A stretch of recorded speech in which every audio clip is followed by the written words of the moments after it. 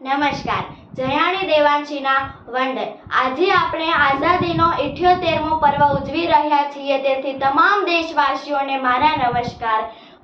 આપણા સૌનો પ્યારો ભારત દેશ વર્ષ 2047 થી આઝાદીના 100મા વર્ષમાં પ્રવેશશે.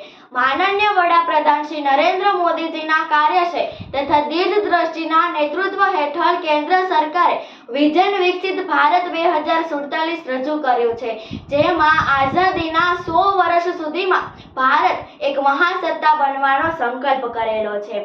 આપણે સૌએ એક એવા વિકસિત રાષ્ટ્રનું નિર્માણ કરવાનું છે કે જે ભૂતકાળના ગૌરવ સાથે જોડાયેલું હોય, જેમાં આધુનિકતાના તમામ સુવર્ણ પ્રકરણો આવેલા હોય.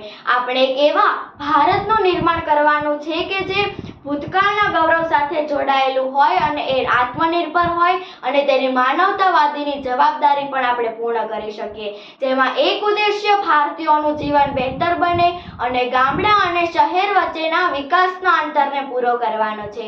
આ સંકલ્પમાં દેશની સંસ્કૃતિ, મહાપુરુષો અને સિદ્ધિઓના ભવ્ય ઇતિહાસોને પ્રોત્સાહિત કરવા તેમજ તેને સન્માનિત કરવા, જેમાં આર્થિક, ટેકનોલોજી વિકાસ, પર્યાવરણનું જતન, 100% શિક્ષણ અને સુશાસન સહિત વિવિધ પાસાઓનો સમાવેશ કરવામાં આવે છે. આપણે સૌ જોઈ જ શકીએ છીએ કે અનેક જગ્યાએ વિકાસના કામ ચાલુ છે, જેમ કે metro train, Vande Bharat train, bullet train, expressway, અનાજના સ્ટોરેજ વગેરે જગ્યાએ વિકાસના કામ ચાલુ છે. તેમજ તે ધંધા ઉદ્યોગમાં પણ તેની ઝડપ વધે છે. હાલનું ભારત વૈશ્વિક વેપાર, ટેકનોલોજી, અર્થવ્યવસ્થામાં શ્રેષ્ઠતા ધરાવે છે. ભારતની આઝાદી શતાબ્દી 2047 એટલે કે અમૃતકાળ સુધીમાં ભારતની $3.4 ટ્રિલિયન જીડીપી વાળી અર્થવ્યવસ્થા $30 ટ્રિલિયન સુધી વધારવાનો માર્ગ નિર્ધારિત કરશે, જેનાથી ગરીબી નાબૂદ થશે અને રોજગારીનું નવું સર્જન થશે.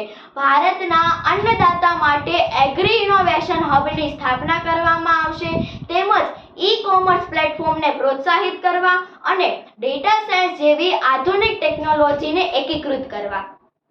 ખેડૂતોએ ઓર્ગેનિક પાકો ઓછા ખર્ચે લઈ શકે અને તેને ઘરે બેઠા જ તે રાષ્ટ્રીય અથવા આંતરરાષ્ટ્રીયના ભાવે વેચી શકે. આપણા ભારતીયો પાસે 140 કરોડ જેટલી જનશક્તિ રહેલી છે, જેમાંથી 100 કરોડ જેટલા લોકો 35 વર્ષથી ઓછી ઉંમરના છે, જે માત્ર ભારતના શિલ્પીજન જ નહીં પરંતુ ભાગ્યના રક્ષક, આકાંક્ષાઓ અને નીતિઓ પણ છે. સરકાર શ્રી 17,000 જેટલા સ્ટાર્ટઅપ માન્યતા આપી હતી, તેમાંથી 13 લાખ જેટલાને નોકરીનું સર્જન કરી આપવામાં આવ્યું હતું અને તેમાંથી ઘણા બધા ડાયરેક્ટર એ મહિલા ડાયરેક્ટર હતી. આયુષ્માન ભારત, સ્વચ્છ ભારત અભિયાન, બેટી બચાઓ બેટી પઢાઓ, જલ થલ યોજના, હર ઘર જલ જેવા અનેક કાર્યક્રમો કરીને નાણાકીયનો સમાવેશ કરવામાં આવ્યો છે.